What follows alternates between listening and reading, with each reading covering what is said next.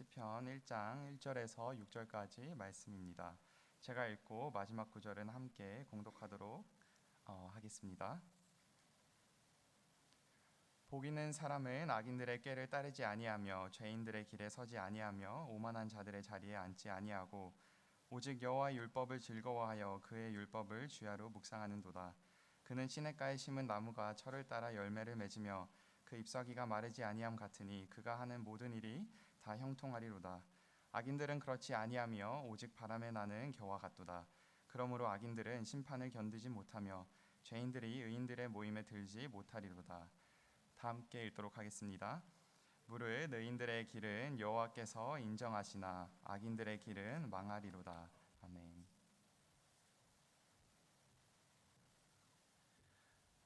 우리 옆에 계신 분들과 함께 인사 나누셨으면 좋겠습니다. 새해 복 많이 받으세요. 해피 뉴 이어.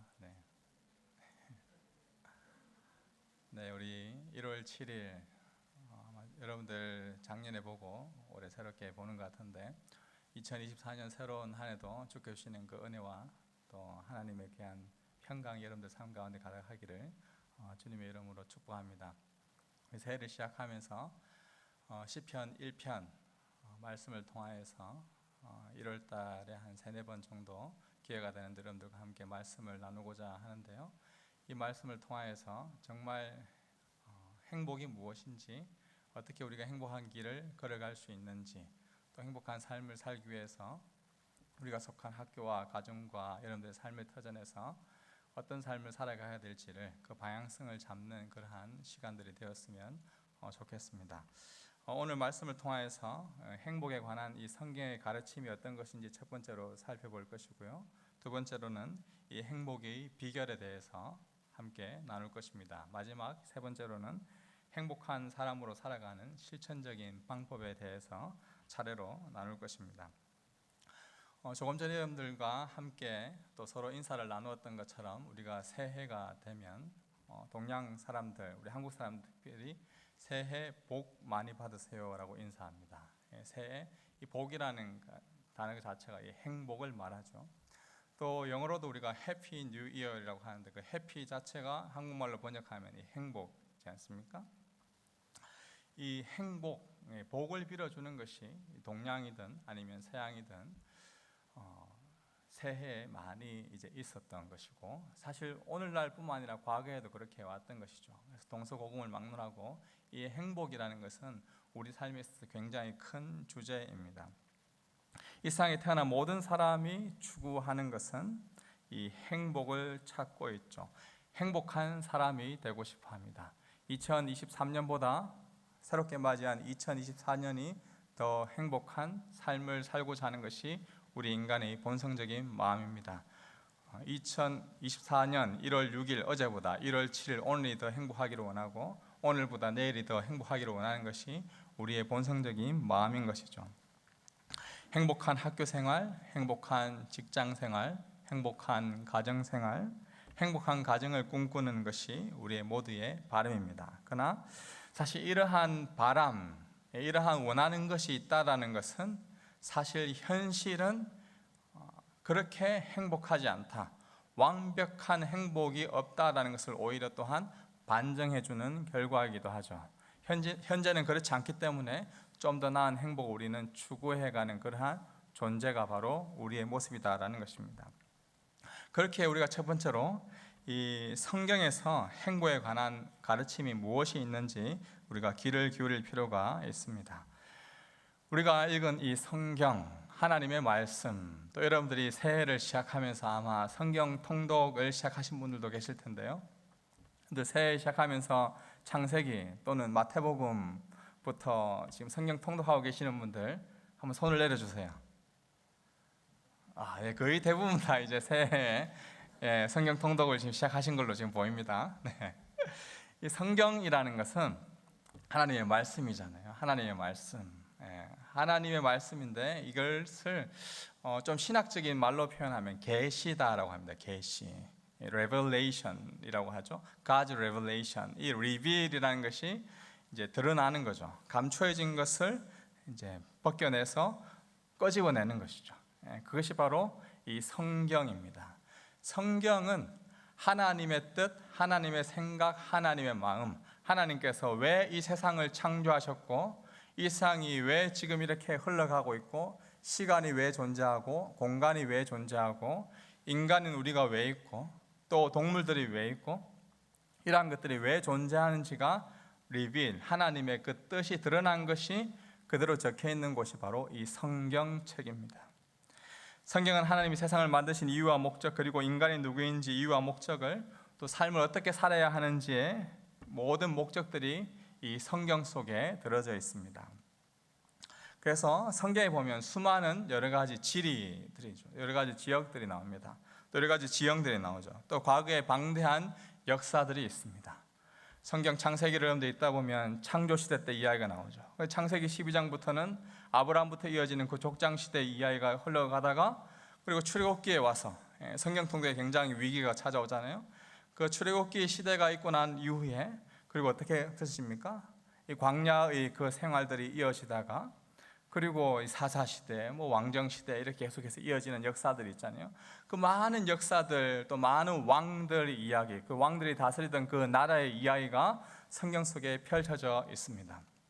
그리고 신약에 오면 예수님이 태어나신 사건과 예수님께서 또 제자들을 통해서 말씀을 전파하시고 그 제자들이 세운 교회, 또 교회들에게 보낸 그 편지, 또 교회들에게 보낸 편지 중에서 다시 예수님이 다시 오실 것이라는 그 약속의 말씀이 담겨 있는 것이 바로 신약의 말씀이잖아요. 이 모든 말씀들이 사실 한 가지의 주제를 다루고 있습니다. 행복입니다. 행복. 어떤 행복이냐? 하나님께서 우리를 위하여서 가장 행복의 근원이 되신 그분께서 이 모든 세상 만물을 창조하셨는데 행복을 잃어버린 불행한 사람들의 여러 가지 이야기들의 모습이 어떠한지 여러 지형들, 여러 사건들, 여러 환경들 속에서 말해주고 있습니다. 그 중에서 반면에 여전히 행복한 길을 걸어가고 있는 행복한 사람들이 어떠한 모습인지 그 사람들의 모습에 대해서 가르쳐주고 있는 것이 성경 말씀입니다. 그 이러한 모든 것들을 집약하여서 엑기스로 쫙 짜가지고 바로 성경에서는 이것을 가르쳐주고 있습니다라고 말해주고 있는 것이 바로 이 시가서입니다. 시편, 잠언, 전도, 아가 이런 성경책들이죠. 그 중에 이 모든 그 아가서, 시편, 잠언의 핵심이 되는 단 한 장을 말하자면 시편 1편입니다. 시편 1편.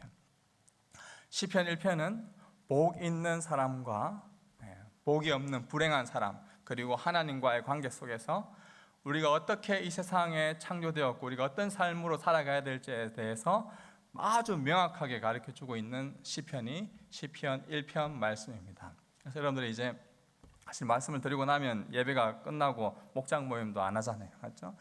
아마 여러분들 휴가 가운데 또 학생들 가운데 방학 중에 있는 분들도 있을 텐데 기회가 된다면 여러분들 1월 달에 2024년 다른 어떤 계획보다 시편 1편을 먼저 암송하는, 한번 외워보는 그러한 이 시간이 되었으면 좋겠다라는 그런 생각들을 하게 됩니다. 여러분들 다 이제 오늘 가셔서 시편 1편 그리고 1절부터 6절까지 길지도 않잖아요. 계속해서 읽어보시고 외워보시고 그렇게 하면 좋겠다라는 그런 생각이 듭니다. 이 성경은 무엇보다 이 시편 1편을 통해서 알 수 있는 것은 첫 번째로 행복은 정말 가능하다, 행복한 삶은 가능하다라는 것을 우리에게 이야기해주고 있습니다. 오늘날 세상 참 비관적입니다. 부정적이죠. 사회를 보고 국가를 보고 직장을 보고 세상을 보면 점점 비관적인 부정적인 소식들로 인해서 불안해하고 행복보다는 불행한 삶에 대해 너무나 걱정을 많이 합니다. 그래서 스스로 자신의 생명을 내려놓기도 하고 삶을 포기하기도 하는 그런 현상들이 많이 일어나기도 합니다. 몇 년 전에 제가 한국에 있을 때 한국에 있는 청년들을 이렇게 이야기하더라고요. 3포 세대다. 세 가지를 포기했다. 연애를 포기하고 또 결혼을 포기하고 또 결혼을 하더라도 아이를 갖는 것을 포기했다. 연애, 결혼, 아이 갖는 것을 포기했다. 사실 지금 이제 굉장히 심각하잖아요. 저는 이제 그런 의미에서 여러분들 2024년 연애 안 하고 계신 분들은 연애를 하는 그런 은혜의 축복된 2024년이 되기를 주님 여러분 축복합니다. 일단 여러분들 주위를 잘 둘러보셔야 됩니다. 가까운 곳에 먼저 둘러보시고 여러분들 주위의 사람들 많이 둘러보세요.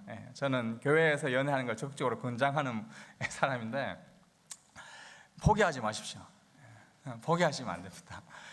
연애 그리고 결혼할 수 있으면 많이 하셔야 돼요. 할 수 있으면 많이는 하되 단 한 번 해야 됩니다. 많은 사람들이 하되 결혼 자체를 여러분들 스스로 많이 하시면 안 되고 많은 사람들이 결혼을 단 한 번만 잘 하시고 아이도 많이 잘 놓으시고 그렇게 하면 좋겠어요. 며칠 전에 봤던 뉴스에 보니까 환경 자체가 사회 자체가 아이 낳는 그 자체를 지금 굉장히 못하게 만들더라고요. 그리고 돈이 없으면 아이를 낳지 마라라고 막 그렇게 이야기하기도 하는 그러한 비참한 현실 가운데 여러분들이 있는데 뭐 이런 3포 세대 이야기하죠. 더 나아가서 보니까 이제 내 집 마련, 자기 집을 마련한다는 것. 우리 오클랜드도 그렇지 않습니까? 여러분들이 직장에 일반적인 그냥 직장에 들어가 가지고 월급을 받고 또 론을 갚아가면서 집을 산다. 이것은 사실 쉽지 않은 일이에요, 맞죠? 집을 사더라도 계속해서 모기지가 있는 그러한 상황들. 그래서 내 집 마련하는 것 자체를 포기해서 요즘 여러분들이 말하는 뭐 욜로, 그냥 뭐 적금하지 않고 살자. 많은 사람들이 이제 그날 벌었던 그 주간에 벌었던 돈을 그대로 쓰고 이제 적금조차 할 수 없는 그러한 시대가 요즘 시대죠. 그뿐만이 아닙니다. 여러 가지 관계 자체들도 인간적인 인간관계도 정리해야 되는 그러한 시대가 요즘 시대이죠. 그래서 많은 사람들이 이런 불행한 시대에 여러분들은 살아가는 것이 힘드니까 그냥 포기하고 살아가라라고 이야기하지만 성경은 우리에게 명확하게 행복한 사람은 이러한 삶이다. 행복하게 살아갈 수 있다. 복 있는 사람으로 살아갈 수 있다라고 우리에게 명확하게 이야기해주고 있습니다. 그렇기 때문에 우리는 성경 말씀에 주의를 기울일 필요가 있습니다. 특별히 성경이 우리에게 가르쳐주고 있는 두 번째 진리는 잘못된 행복을 추구하지 말라라고 우리에게 권면해주고 있습니다. 행복이라는 단어를 생각해 보면 자본주의 사회에서는 돈 또는 부자를 떠올립니다. 학교를 다니는 학생들에게 있어서는 어떤 높은 성적이라든지 아니면 합격, 통과, 파스 이런 것들을 떠올리게 하죠. 오랜 시간 아픔과 육체적인 고통 가운데 있던 분들은 건강한 삶을 떠올릴 수도 있습니다. 분명 이러한 것들이 행복의 여러 가지 결과, 여러 가지의 모습일 수는 있지만 그것이 행복 자체일 수는 없습니다. 그것이 궁극적인 행복일 수는 없는 것이죠. 상황과 환경이 여러 가지 결과들이 우리를 행복할 수 있는 그런 상황들로 주어지게는 할 수 있지만 그 자체가 궁극적인 행복은 아니라는 것입니다. 상황과 환경이 완벽해졌다고 해서 내가 원하는 상황이 주어졌다고 해서 절대적인 행복이 찾아오는 것은 아니라는 사실입니다.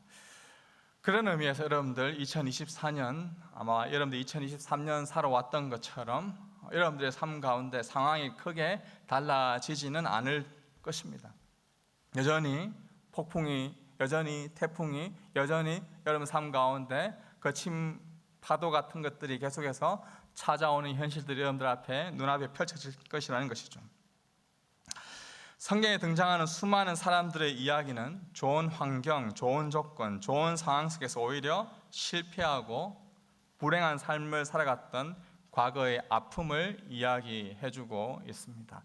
성경책 창세기 여러분들 통독하면서 가장 먼저 펼쳤던 이야기 중에 뭐가 나옵니까? 아담 이야기가 나오지 않습니까? 아담이 그 에덴 동산에서 모든 과일들, 동산에 있는 모든 과일들을 다 마음껏 먹을 수 있었습니다. 그리고 그곳에서 마음껏 뛰놀며 하나님의 안에서 참된 자유를 누릴 수가 있었습니다. 환경으로 치면 더할 나위 없는 그런 환경이었죠. 그러나 어떻게 됐습니까? 하와와 함께 선악을 알게 하는 그 나무를 따먹으로 말미암아서 죄를 짓지 않습니까? 그 위에 있는 모든 이 성경에 있는 역사들의 이야기들을 보면 환경이 좋아서 오히려 죄를 짓는 그러한 분들이 훨씬 많습니다. 다윗도 어떻습니까? 사울에게 쫓겨다니고 힘들 때는 여호와 하나님을 의지하고 찾았었는데 오히려 그가 왕이 되고 나서 하나님을 잃어버리고 하나님을 떠나버리면서 살았던 그러한 모습들을 우리가 볼 수 있지 않습니까? 그래서 여러분들 2024년을 시작하면서 여러분들에게 먼저 기도해야 될 것은 상황과 환경이 좋아지게 해달라고 기도하기보다 하나님, 내가 정말 행복한 사람으로서 살아갈 수 있는 그러한 삶이 될 수 있도록 내 마음을 하나님께서 먼저 만져주십시오라고 기도하는 것이 더 필요한 것이죠. 잘못된 행복을 추구하는 불행한 자들의 모습은 악인들의 꾀를 따르고 죄인들의 길에 서고 오만한 자들의 자리에 앉아있는 그러한 모습들을 볼 수가 있습니다. 그렇기 때문에 우리가 두 번째로 행복의 비결을 성경 말씀을 통해서 찾을 필요가 있습니다. 오늘 말씀 2절 말씀은 다 같이 읽어볼까요? 2절입니다. 시작. 오직 여호와의 율법을 즐거워하여 그의 율법을 주야로 묵상하는도다. 아멘. 성경이 말하는 이 행복의 비결은 아주 심플합니다. 단순합니다. 너무나 명확하죠.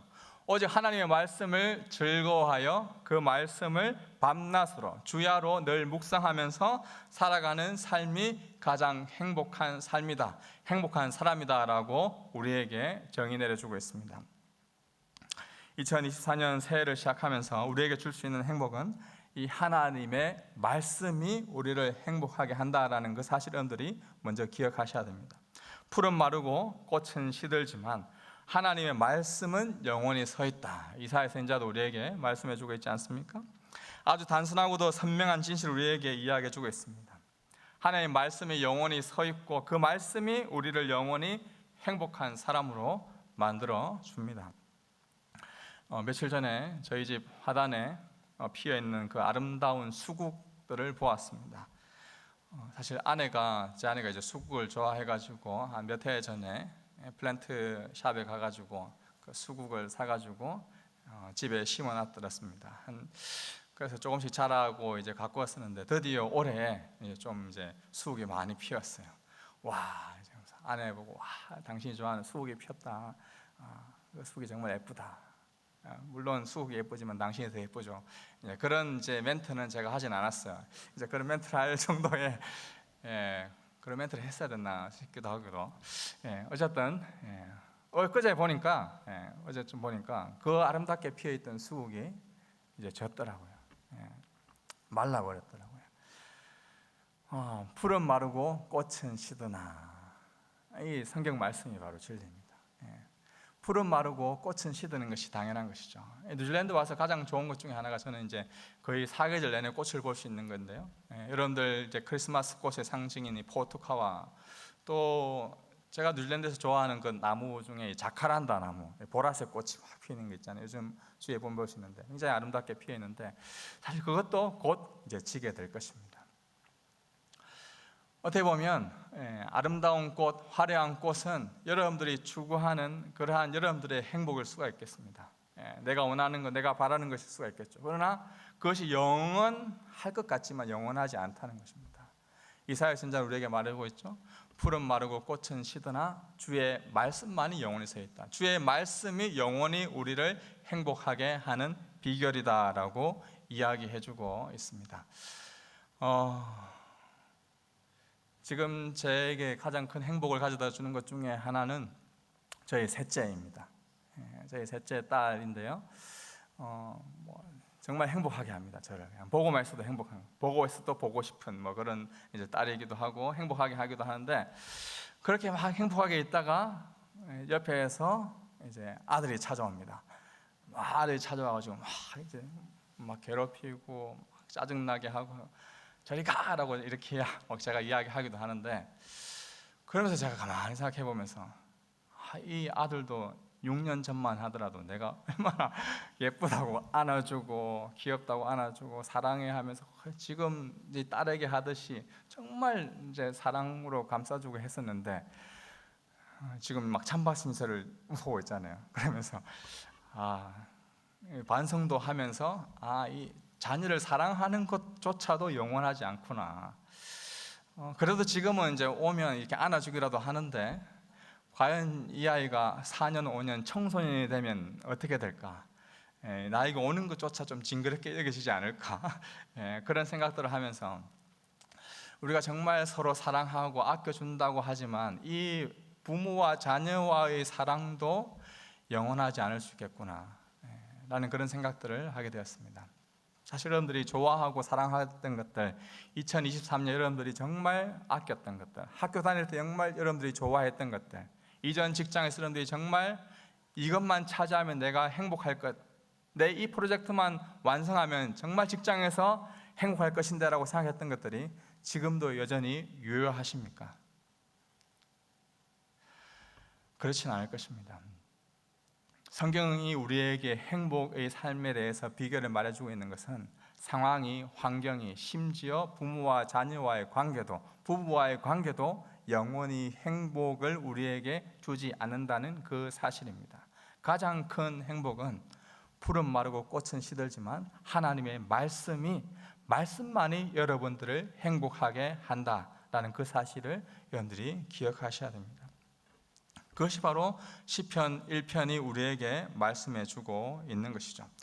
여기 보면 주의 말씀을 주야로 밤낮으로 항상 묵상한다.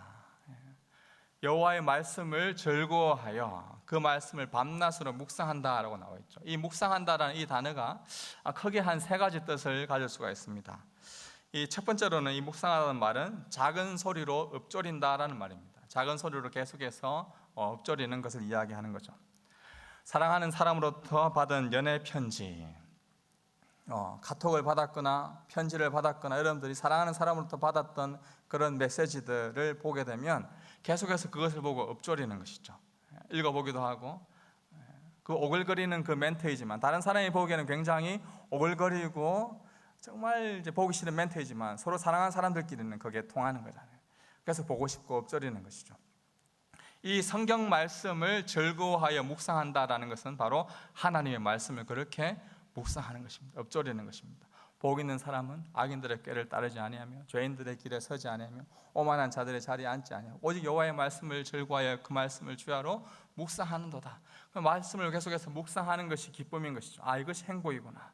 계속해서 그 말씀을 계속해서 읊조리는 것입니다. 두 번째로 이 묵상하다라는 말은 으르렁거린다는 말입니다. 사자가 포효를 하는 것처럼 으르렁거리는 것이 이 묵상하다라는 단어에 포함되어 있습니다. 사실 우리말로 이 침묵이라는 한자를 써서 침묵하는 생각할상, 조용히 침묵하게 생각한다라는 단어로 이 묵상으로 번역하였는데, 이 히브리어라는 이 하가라는 이 단어의 원뜻에는 이 와라는 이 사자의 포효, 으르렁거리다라는 이 의미가 이 묵상이라는 단어, 하가라는 단어에 포함되어 있습니다. 다시 말하자면 이것은 굉장히 공격적인, aggressive한 공격적인 단어입니다. 이사야 31장 4절에 보니까 여호와께서 이같이 내게 이르시되 큰 사자나 젊은 사자가 자기의 먹이를 움키고 으르렁거릴 때에, 여기 으르렁거린다라는 이 단어가 묵상하다라는 단어와 동일한 단어입니다. 먹잇감을 잡을 때, 적들의 공격으로부터 자신을 보호할 때, 먹잇감을 찾을 때 으르렁거리는 것이죠. 다시 말하자면 여러분들의 학교에서 삶, 직장에서의 삶, 가정에서의 삶 속에서 행복한 삶을 살아가는 비결은 크고 작은 환난과 문제 앞에서 말씀으로 으르렁거리면서 그것을 이겨내기 위해서 포효하는 그러한 공격적인 삶을 살아가는 것, 그것이 바로 하나님의 말씀을 주야로 묵상하며 살아가는 것입니다. 여러분들이 주어져 있는 그 학교, 여러분들이 주어져 있는 그 직장, 여러분들이 주어져 있는 그 삶의 터전, 그냥 으르렁거리지 않고 조용히 살아가기엔 너무 난폭하지 않습니까? 유혹거리들이 너무 많지 않습니까? 쉽지 않은 시대입니다. 그러나 행복의 비결은 그 현실 앞에서 공격적으로 말씀을 살아내기 위해 밤낮으로 말씀을 으르렁거리며 살아갈 때, 실천하며 살아갈 때 행복의 비결이 있다라고 이야기하고 있습니다. 이 세 번째로 이 묵상하다라는 이 단어는 계획하다, 경영하다라는 그러한 뜻이 포함되어 있습니다. 이어지는 시편 2편에 보면 이 세상의 여러 나라와 왕들이 그 자신의 생각과 계획 안에서 어리석은 삶을 살아가는 그러한 모습을 이야기해주고 있죠. 시편 1편에 나오는 악인들의 꾀를 따르는 모습, 죄인들의 길에 서 있는 모습, 오만한 자들의 자리에 앉아 있는 모습이 바로 그 시편 2편에 이어지면서 설명해주고 있습니다. 그러나 정말 행복한 사람은 말씀 안에서 삶을 계획하고 격려해가는 그러한 삶을 이야기하고 있습니다. 주님께서 말씀하시면 나아가고 주님의 뜻이 아니면 멈춰서는 삶, 그 삶이 바로 행복한 삶이다, 정말 복된 삶이다라고 우리에게 말씀해 주고 있죠. 말씀을 묵상한다는 것은 말씀이 우리의 삶을 인도해 갈 수 있도록 모든 것을 주님께 맡기는 것을 뜻합니다. 2024년 여러분들 어떤 행복한 계획, 어떤 행복한 것들을 여러분들이 지금 리스트에 적어 두셨습니까? 그 계획 속에서 하나님과 함께 계획하셨습니까? 하나님께 그 계획을 물으셨습니까? 하나님 마음에 합한 계획인지 여러분들이 고민해 보셨습니까? 하나님의 말씀을 묵상한다라는 것은 내가 어느 직장에 들어가고 어느 학교 속에서 어느 삶 속에서 누구를 만나든지 간에 하나님 안에서, 하나님 말씀 안에서 묵상해 가는 것, 하나님 말씀 안에서 이 모든 만남들, 계획들을 생각해 가는 것, 그것이 말씀을 삶 속에서 묵상해 가는 것이죠. 그래서 마지막 세 번째로 행복한 사람으로 살아가는 실천적인 방법에 대해서 한번 생각해 보기 원합니다. 실질적으로 우리는 어떻게 행복한 사람으로 살아갈 수 있는 실천적인 삶을 살아갈 수 있을까요? 이 첫 번째로는 말씀으로 오신 예수님을 만나고 즐거워하십시오. 말씀으로 오신 예수님을 만나고 즐거워하라. 행복한 사람으로 살아가기 위해서는 행복 그 자체이신 예수님을 만나야 합니다. 예수님은 친히 우리를 위하여 말씀으로 이 땅에 오셨습니다. 예수님 그 자체가 사실 행복이고 예수님의 삶과 그분의 말씀, 그분의 모든 이야기가 행복입니다. 그렇게 우리는 성경 말씀을 읽으면서 말씀으로 오신 그 예수님을 만나야 합니다. 여러분들이 2024년 교회에 올 때마다 말씀으로 이 땅 가운데 우리에게 찾아오신 그 예수 그리스도를 만나야 합니다. 여러분들이 목장 모임을 통해서 여러 친구들을 만나고 또 선배들을 만나고 후배들을 만나고 우리 여러 성도들을 만나는 것도 중요하지만 예배 드릴 때마다 하나님 말씀으로 이 땅 가운데 찾아오신 말씀이 육신이 되어 우리 가운데 거하신 예수 그리스도, 그분을 만나야 여러분들이 행복한 삶을 살아갈 수 있는 실제적인 삶이 주어지는 것입니다. 말씀이 육신이 되어 우리 가운데 거하셨던 그 예수 그리스도를 만나지 못하면 여러분들 삶 가운데 행복이 찾아올 수가 없습니다. 말씀으로 오신 예수님 어떻게 만날 수 있습니까? 말씀을 읽어야 되겠죠. 말씀을 봐야 되겠죠. 말씀을 들어야 되겠죠. 여러분들이 가지고 있는 그 스마트폰이나 태블릿 PC나 여러분들이 가지고 있는 랩탑 가운데 얼마나 그 말씀을 가지고 차지하고 있는 비중이 얼마나 크십니까? 요즘에는 우리가 이제 성경책을 거의 가지고 다니지 않잖아요. 저도 성경책을 가지고 다니지 않았습니다. 혹시 성경책 가지고 오신 분 계세요? 오, 역시. 잘하셨습니다. 그 지금 가지고 계신 성경책 가지고 성경을 읽고 계세요? 가지고 오신 성경책 가지고. 야, 역시 굉장하신 분. 잘하셨어요. 우리가 여러분들이 가지고 있는 그 성경책을 얼마나 우리가 가까이 하느냐, 거기에 얼마나 많은 포션을 두느냐, 거기에 따라서 여러분들의 삶의 행복의 질이 달라지는 것입니다. 우리가 여러분들이 가지고 있는 인스타나 페이스북이나 여러 가지 SNS를 보는데 들이는 그런 시간들 금방금방 지나가잖아요, 맞죠? 30초만 봐야지 했는데 맞죠? 30분이고 3시간이고 이렇게 지나가잖아요. 성경 30초만 봐야지 벌써 3시간이 지났네? 혹시 그러신 분 계세요? 저는 이제 그런 청년이 좀 만났으면 좋을 것 같아요. 30초만 보려고 했는데 창세기 읽다가 벌써 이게 레위기야 벌써? 혹시 그런 분 계세요? 좀 그런 은혜가 2024년에 있었으면 좋겠습니다. 성경을 한 번밖에 안 읽어보려고 했는데 이번에 성경을 2번 읽게 되었어. 성경을 3번 읽게 되었어. 구약을 읽으니까 너무 시편 119에 보니까 하나님의 말씀이 얼마나 단지 그 꿀송이와 같다. 내 삶의 양약이 된다. 나의 그 뼛속에 들어가서 정말 내 골수를 찔러 쪼개게 하는 그 히브리서 말씀에 보면 사무치게 하는 그 말씀이 된다라고 이야기하는데 내가 진짜 이 성경 읽다가 이런 경우가 생기다니. 사실 부끄럽게도 저 목사인 저도 말씀을 준비하고 여러분들과 함께 말씀을 나누기 위해서 성경책을 보는 거는 있지만 정말 이 꿀송이처럼 달아가지고 성경을 읽다가 와, 내가 창세기 읽다가 지금 벌써 이 민수기 신명기를 읽고 있네, 이런 경우가 그렇게 많지는 않습니다. 그게 오늘날의 저의 가장 큰 처참한 현실이고 우리 오늘날의 성도들이 가장 처참한 현실인 것이죠. 2024년 새해를 시작하면서 저는 가장 무엇보다 여러분들이 가장 단순해지면 좋겠다는 생각을 합니다. 신앙은 아드 폰테스라는 말이 있거든요. 라틴어로 기본으로 돌아가자라는 말이 있습니다. 우리가 복잡해지고 삶이 굉장히 이제 분주해질수록 정말 중요한 것은 원점으로, 기본으로 돌아가는 게 중요하죠. 신앙생활의 가장 기본이 무엇입니까? 말씀을 가까이 하는 것입니다. 그 말씀은 있는 것이죠. 하나님 말씀 그 자체를, 말씀으로 찾아오신 예수 그리스도 그분 자체를 묵상하는 것이 필요합니다. 우리가 교회에서 여러 가지 봉사를 하고 여러 가지 섬기고 찬양도 하고 기도도 하고 여러 가지 모든 활동들도 하는 것도 중요하지만 말씀이신 예수 그리스도 그분을 만나지 않고 하는 모든 행위들은